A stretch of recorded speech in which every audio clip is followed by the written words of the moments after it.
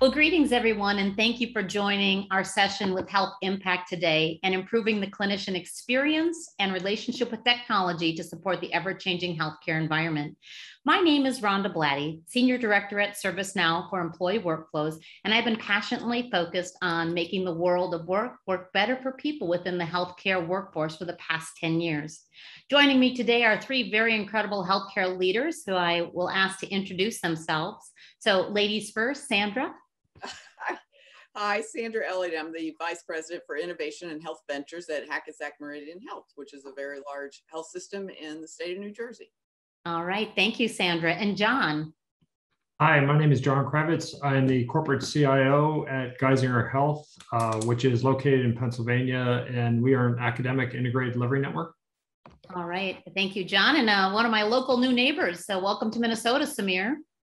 Thank you. Good morning, Samir Badlani. I'm a physician by background and currently serve as the Chief Digital Officer and EVP for Technology at mHealth Fairview. We're also an academic IDN in the Minnesota area.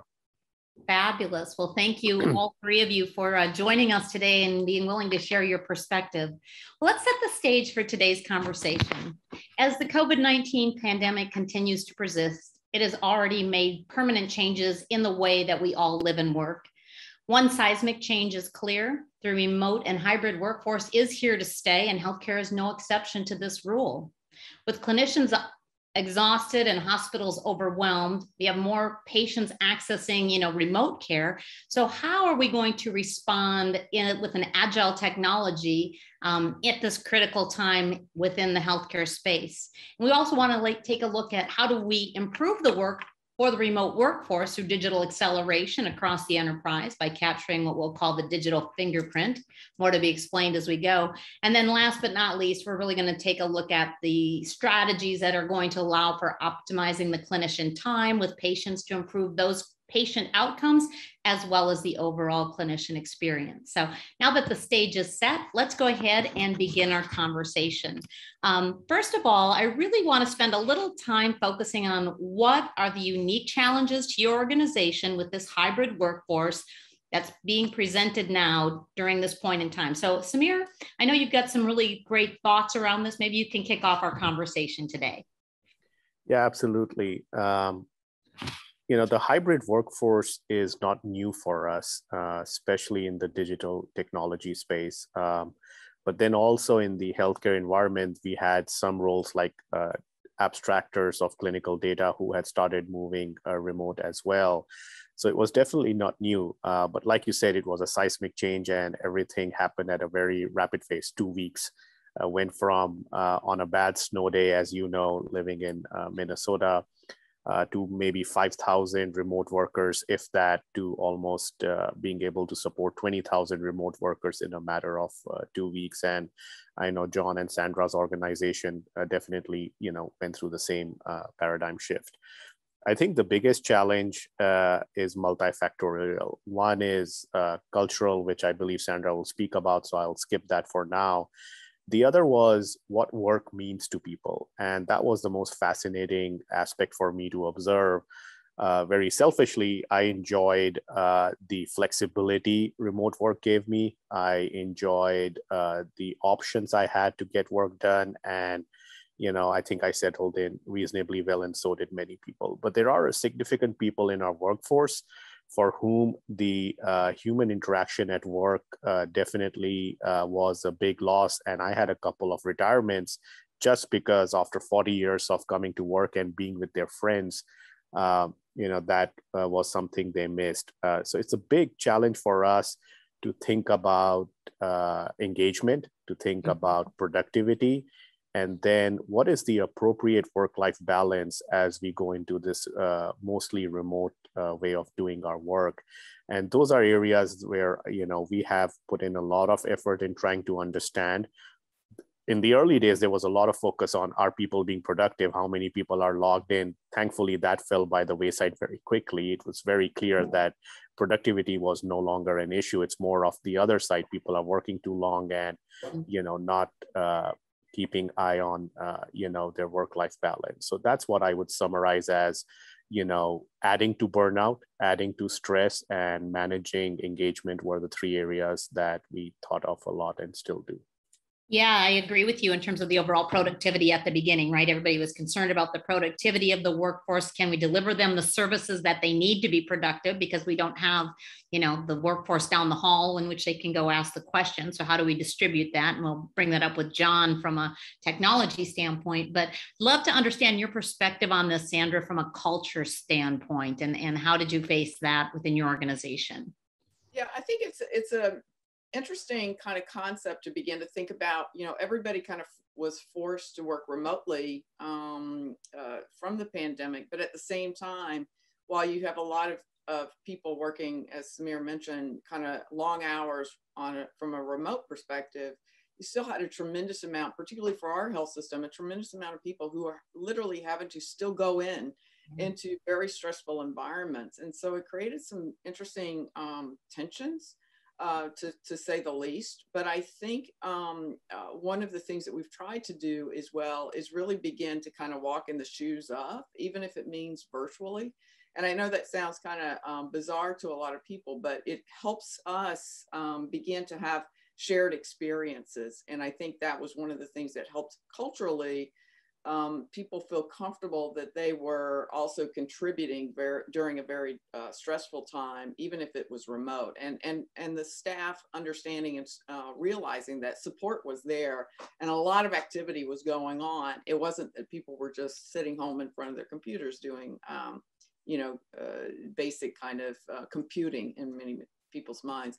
I think one of the other components, we much like everybody else, went from patients coming to us going to patients virtually. And I think it put a very interesting highlight on and a spotlight on where our technology gaps were, and also our training and education gaps.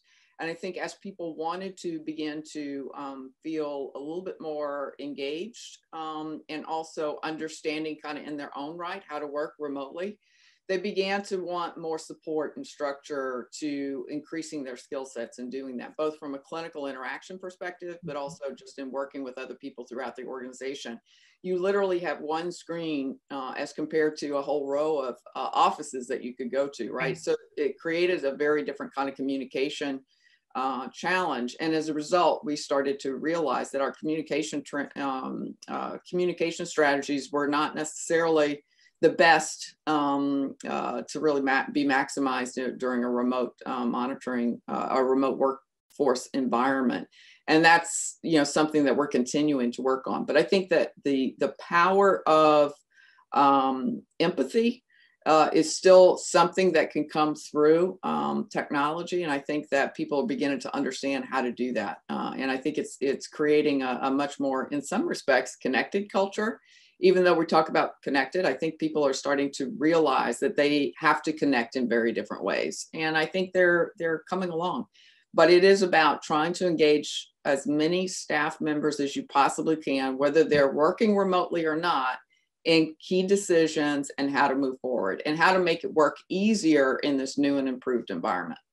Interesting. I work with healthcare organizations across the US, and what I noticed was the shift in the workforce. And so whereas before we had so many full-time employees and a smaller population of, let's say, contractors or contingent workers, in some cases that's been totally upended. And maybe it was 75% full-time and 25% contingent. It's now gone more into almost a gig economy where we've got 25% that are full-time and the 75% in the contingent, which I never expected to see that in the healthcare arena, but I think it has a lot to do with employees, their burnout factors. Are they staying connected? If they're not, they've got choices, because you have a lot more other organizations that have entered this race, right? You have Walmarts in the space competing for our talent. We have Amazon's in the space competing for our talent, CVS and Walgreens. And so they have a lot more choices, especially if we're asking those same workers to be in the clinical experience or being in front of patients and they don't feel comfortable with that. So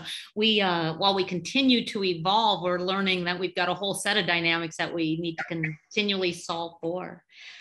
So thank you for that perspective. John, I know that you were on the backside, right, of trying to keep up with the technology to support this ever-changing remote and hybrid workforce. And we no longer had the row of offices to provide that support. We now needed to deliver that through what I'd call the digital acceleration standpoint. So share with us your perspective.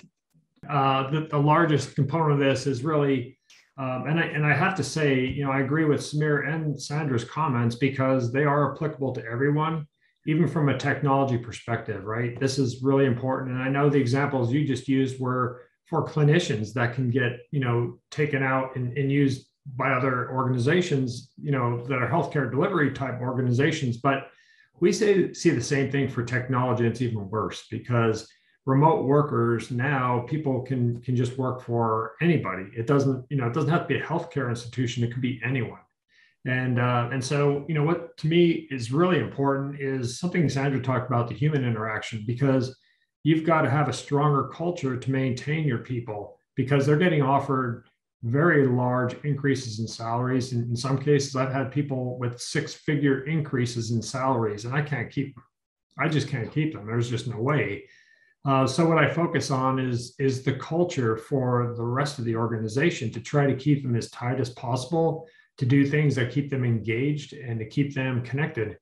When it comes to technology, I think Samir had talked about, snowstorms and things, and we live in the Northeast, so nor'easters are not unusual for us.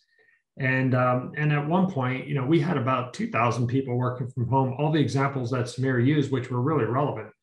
But then, when we'd hit nor'easters, we might spike to 5,000 to 6,000 people. Well, overnight, within 2 days, we went to 10,000 people remote, and it stayed there. And I have to tell you, I was a little bit worried because it's a lot of stress on your systems from that perspective. But, we didn't have all the appropriate tools, and we did put up the Microsoft Suite, Office 365 during the pandemic, because we knew the value of Teams for us to be able to communicate effectively would be really helpful. It has been. It's been a godsend to us to be able to connect our remote workforce together and connect them with people that are in the office. And then we get the second bout of the Delta variant, and we just had people in the office without masks. It was great.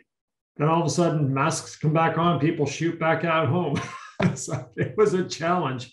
And we're still in that. So we go to the office a couple of days a week and we do that work and we have in-person meetings. But the prevalence is no, don't bring people together for meetings because they're wearing masks. You can't really hear them very well. You can't communicate well. So you might as well be at home where you can talk freely. And so that's part of the challenge. But I think things that we've done and we continue to do is the ability for us to scale, to use telemedicine effectively, to provide the tools for our clinicians to be effective, and doing new technologies to help the patients from a customer's perspective is really, really important.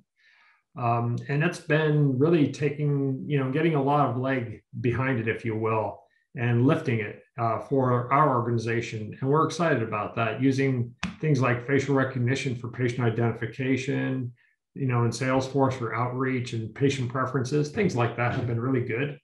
And so we're excited about this actually going forward. It's a whole new way of working. Yeah, it really is. I think it has forced us to, take down those boundaries. People would say we can't actually deliver a digital footprint or a fingerprint of our workforce because these firewalls, and we wouldn't support them. And we all had to make those choices overnight to support that.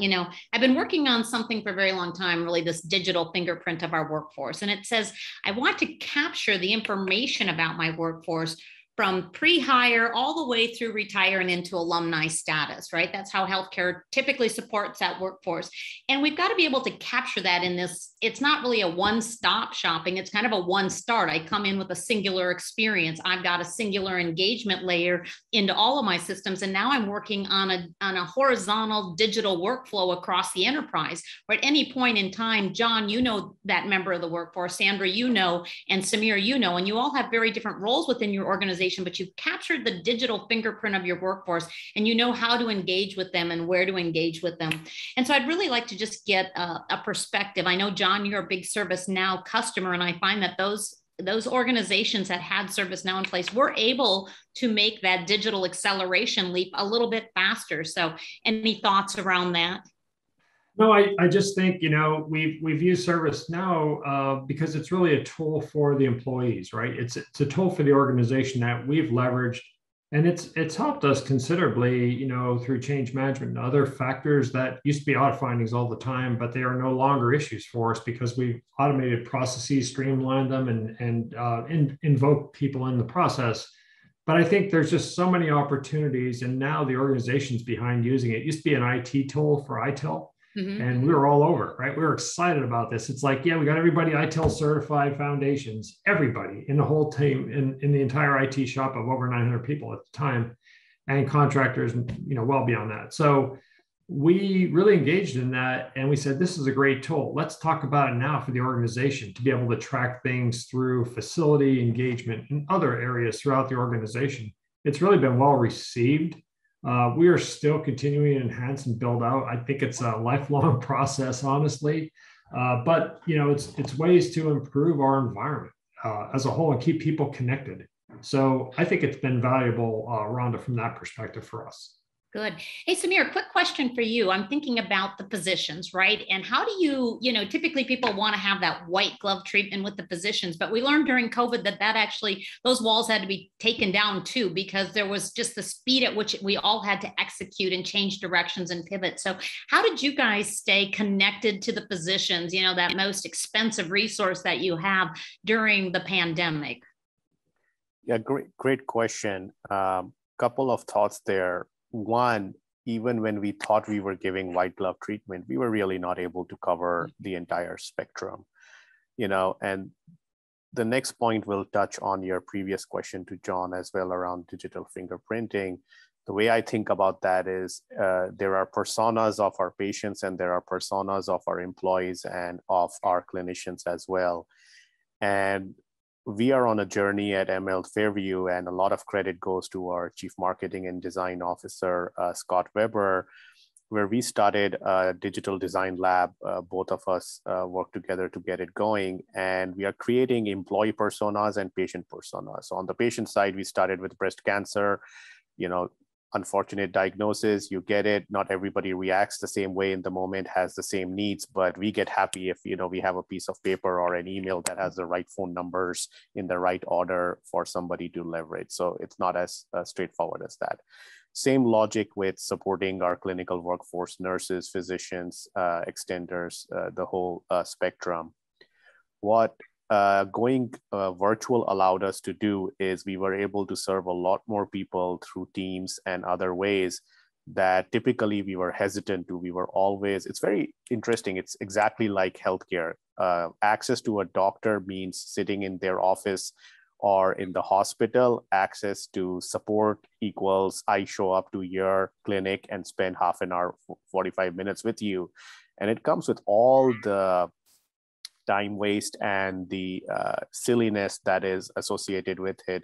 So we were able to do a lot more by going virtual, initially by necessity, but we have kept that going now, and we do very little face-to-face support. We log in through our desktops, or it's a Teams chat, and in the middle of, right after the third wave and before the fourth wave that we are in the middle of right now, we completed a large single instance Epic program, 4 hospitals and 6 hospitals that were on different 2 instances. We combined them, and the command center was all virtual. The support was 90% virtual, except for the first few days, and it went beautifully.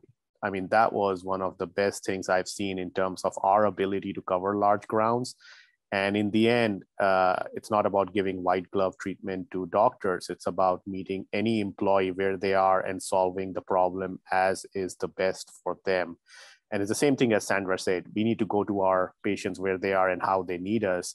And it shouldn't always be come to my clinic or come to my office hours as an IT or a digital leader. And that's been the paradigm shift. I love that. Go ahead, Sandra. I'll follow up on that a little bit as well, because I think, there are new expectations that our patients have on service as a result of not only us going virtual, but the rest of the world going virtual as well.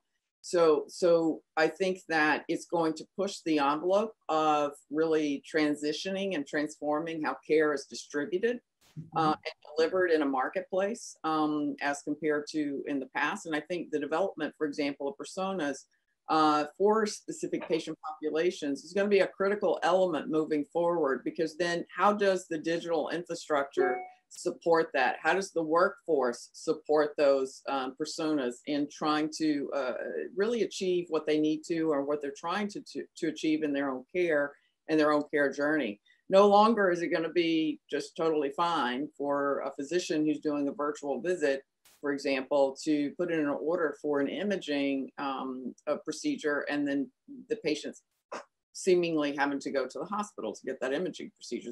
They want the same easy access in and out, because the expectation is, I don't want the exposure. I don't want to risk that. And why do I have to anymore? So I think that the disruption of how care is delivered today, even today, will change and transform. And as a result, the digital roadmap will also accelerate, but also change as we're continuing to move forward. And I think that, as Samir mentioned, the design around that experience and how it gets digitally transformed is going to be a critical factor in any organization's real, honest to goodness success in those marketplaces. Yeah, that digital acceleration is a real thing. And the other piece of it is the consumerization, right? We've all had smartphones for a very long time, and we've learned how to consumerize all of those other applications. But healthcare was one of the last holdouts in terms of how we could consumerize something. So now we're having to solve for the personas, as you indicated, both Samir and Sandra. We're having to consumerize it, right? Mobile access, telehealth. What percentage of your organizations are actually now doing telehealth? I've seen it's almost become a 50% blend here, but how is it within your organization, Sandra? How much telehealth are you guys delivering in comparison to at the start of the pandemic? I would say it's interesting because it's gone in peaks and valleys. And I think that we went from, 80% of it being, back down to a 20 to 30%. And I think that's kind of where our peak has ended up at this point.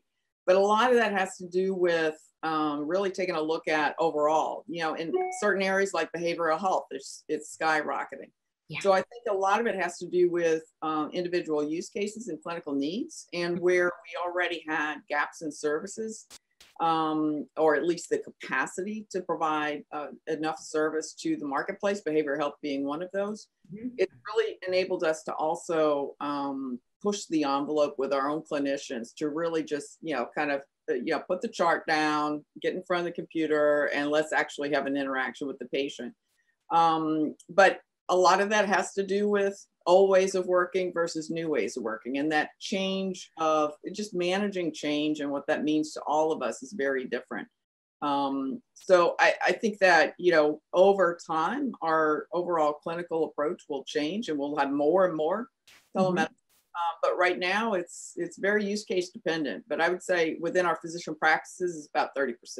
Okay. And Samir, how about you? What percentage of the work is now being done via telehealth? And I know you sit in the community, and I've seen the ebbs and flows, as Sandra was alluding to within her organization, within Fairview, but what are you noticing today?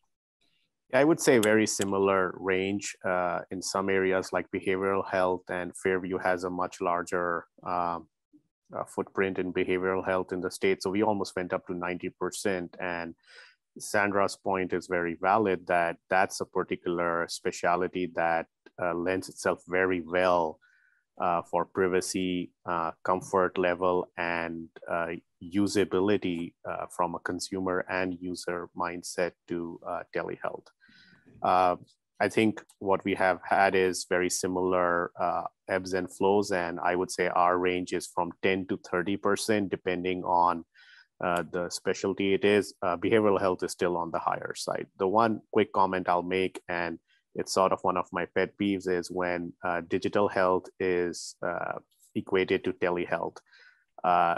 A televisit has been around for 25 years. Right. I did my first, and I said this in every chance I get in every forum I get, I did my first telehealth visit 21 years ago for the Utah State Prison.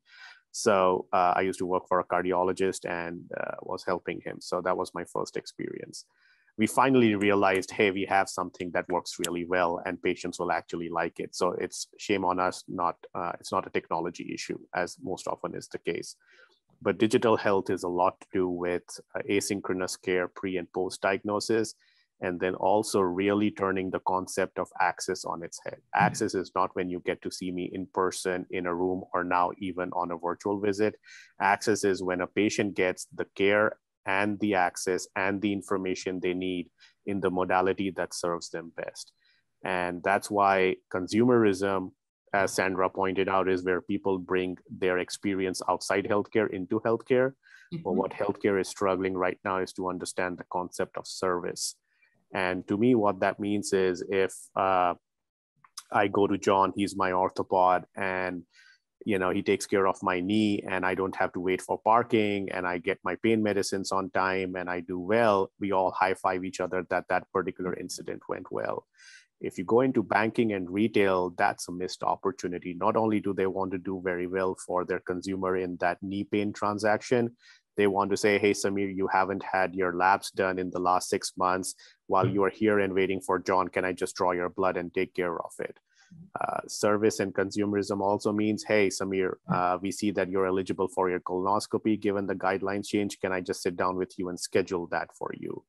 Yeah. That's the experience I get when I go to discount tires. And yes, I will bring up discount tires in this conversation in healthcare, because they look at every chance I walk into their shop to make sure they take care of all my tire related needs. That's how we have to look at healthcare. The chance that I get to interact with my patient face to face, and when they show up on my digital asset, is my only chance to interact with them, earn their business, earn their trust, and take care of everything they need. And very quickly, I've shared this story at other forums as well. CVS Health is getting into chronic care. And when questioned, why do you think you can get into chronic care? This is not Minute Clinic.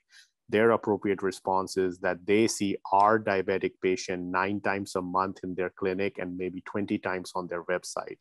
We see our own diabetic patient maybe twice a year and maybe once on the website when they forgot my phone number, and that's it. That's the problem we are trying to solve here, is how to maximize the physical and the digital interaction with our patients. Very good. So you guys have brought up some great fodder here, because really, John, you're sitting behind the scenes. So now we have had telemedicine or telehealth for a long time. Go ahead.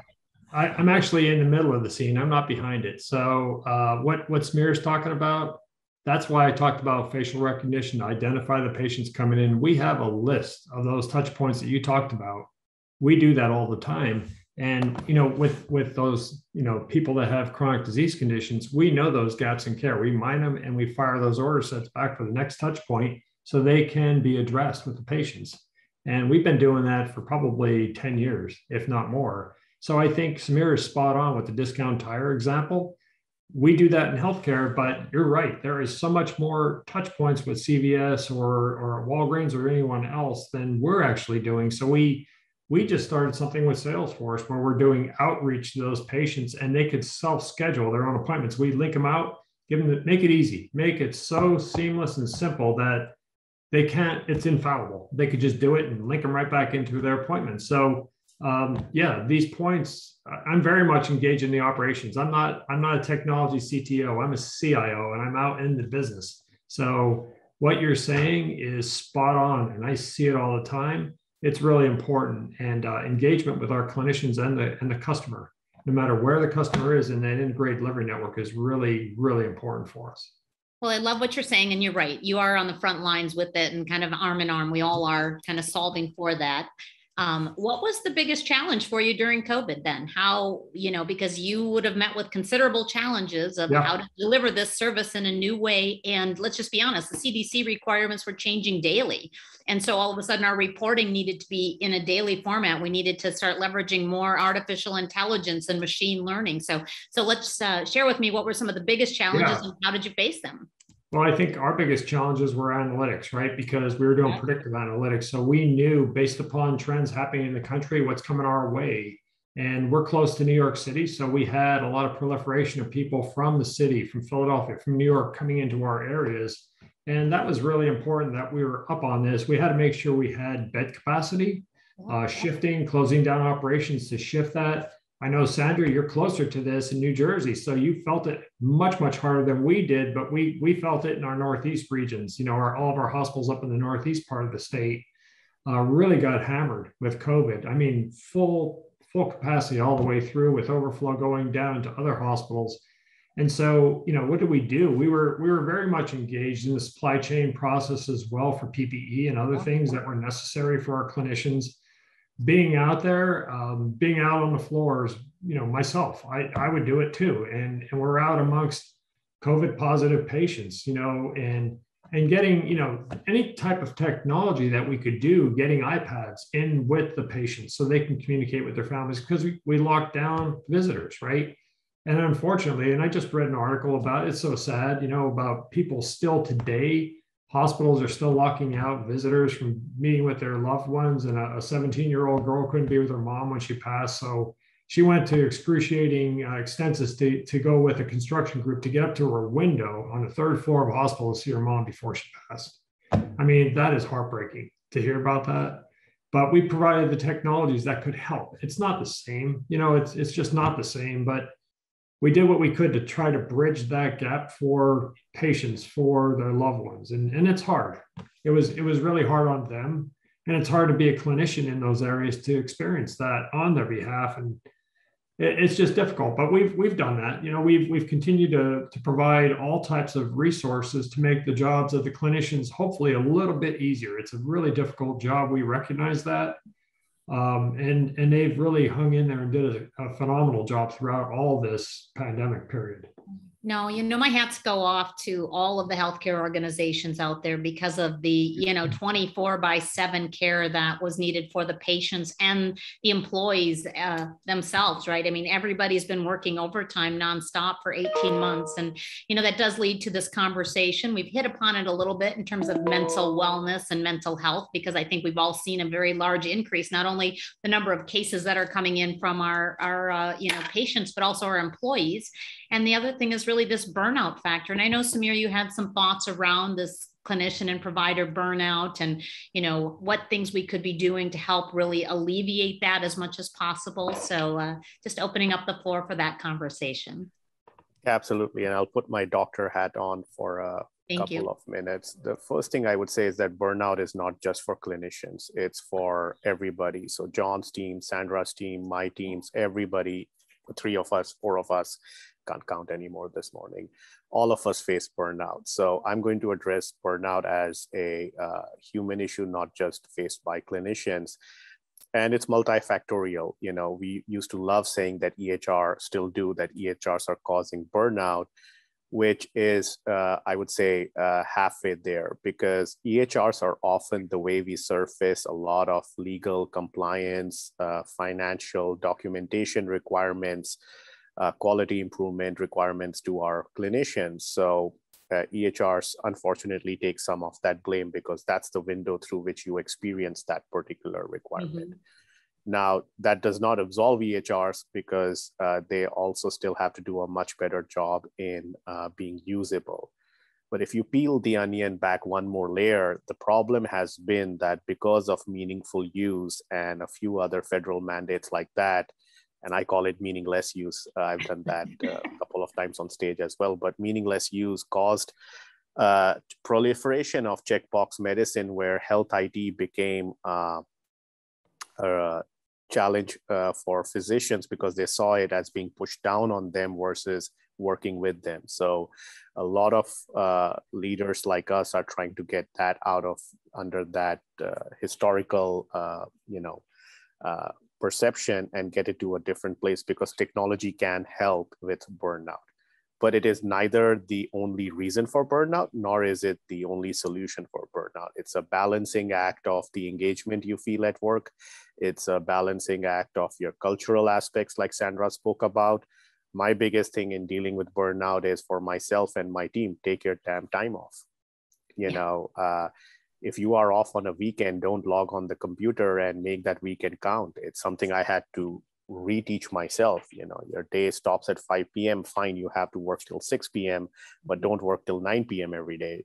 do that when it's absolutely necessary? What kind of role modeling am I setting up for my team?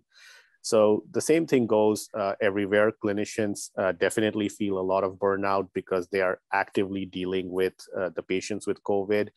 The vaccine hesitancy, denial, or pushback, whichever term is popular and politically correct these days, you can pick that. That causes extra stress when you see actively people dying. And the example John shared about, you know, the 17-year-old unable to see her mother. When you are the doctor in the middle of that, or a nurse in the middle of that, that's heartbreaking. That's soul crushing to go to that every day. So we do recognize it. And again, it's multifactorial. I will not sit here and say technology can solve it. A better software or a better iPad is the answer. I think we all have to take a step back and recognize these are tough jobs for clinicians and HR, finance, IT, everybody in the healthcare system. And we all have to take personal agency in finding our balance. That's what I try to talk a lot about. Take personal ownership of your work-life balance. So I like that. And I'm going to go turn it over to Sandra to give us advice as well. So what advice do you have for your peers out there, Sandra, in terms of what you've learned, what you could impart to really help carry organizations forward? Because you are all doing an incredible job solving for this. And so let's see what we can share.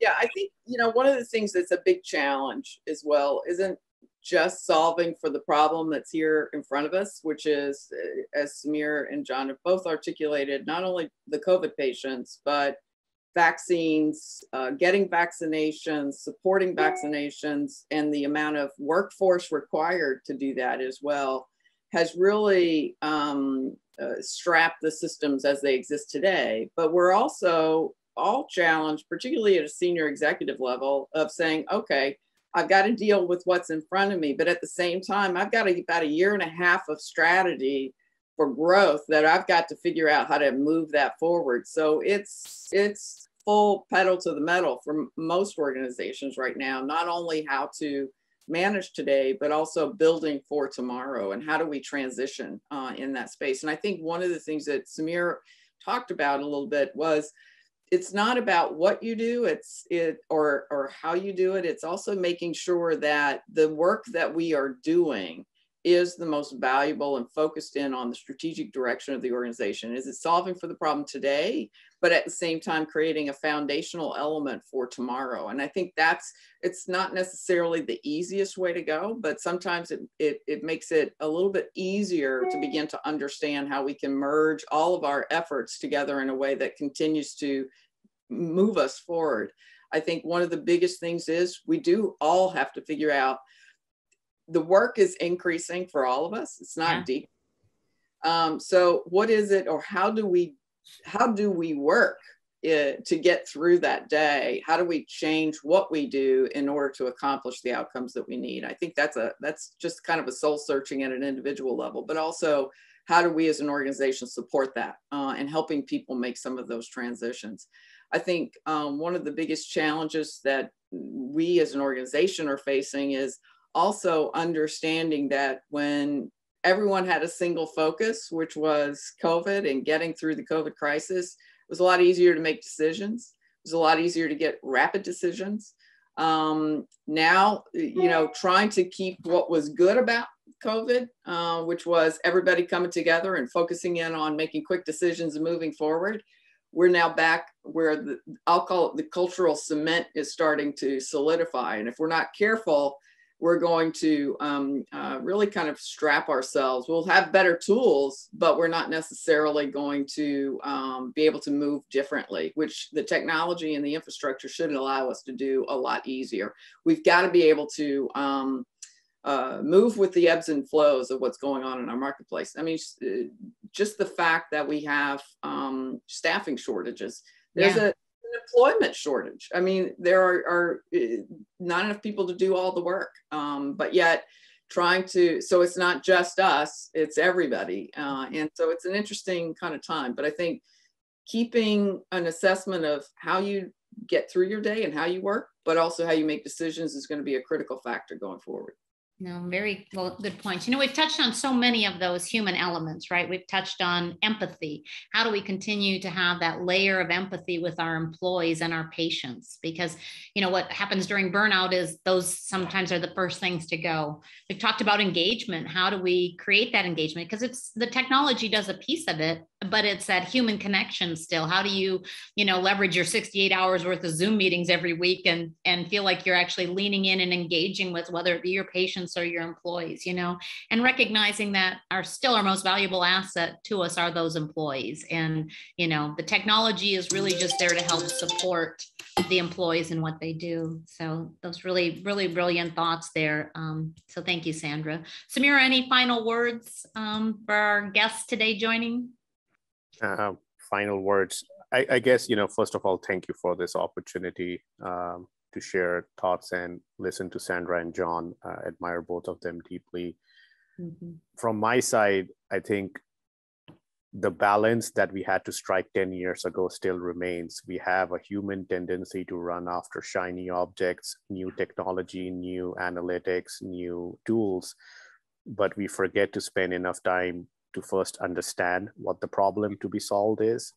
What are the human factors? What are the design elements? I mean, the whole idea of creating personas. I love the personas, by the way. I do the same thing with my team and my customers. It's really how do we solve for those outcomes by persona? What do they need? And it looks very different. So, so how do you really understand what is the problem? Who are you trying to solve it for? And have empathy for the user. It's chapter 1 in any design book is empathy for the user. Yeah. And unless we put that as part of every project plan, as much as we pay and should pay attention to security and architecture, is paying enough attention to design and the correct outcomes, we will still have the problem where we will keep thinking the new technology implementation or the next upgrade is going to solve the problem in front of us. It never has, it never will. We have to approach it differently. Yeah, I agree. Well, thank you, John, Samir, and Sandra for your time today. I think this was really a delightful session of conversation, sharing some of those best practices and ideas with our peers. And thanks to all of you who've joined us today to, you know, just lean in on how do we solve for this together? Because as a healthcare organization and an industry, we are solving for it together. And we do need one another in this process. And Sandra, any final parting words for your peers that you'd like to share today? I think that the only thing that I would say is, because everybody's here, it's a health impact session. And I think as long as we keep in mind that our goal is to always have an impact on people's health, both our team members and our patients, I think, you know, we just have to keep that lens on as we're starting to make decisions on where the next stage of health transformation begins to emerge. Yeah. And speaking of lenses, I love your glasses, by the way. They're awesome. All right. Well, thank you, everybody, for joining us today. It's really been a delightful conversation. Enjoy the rest of your day.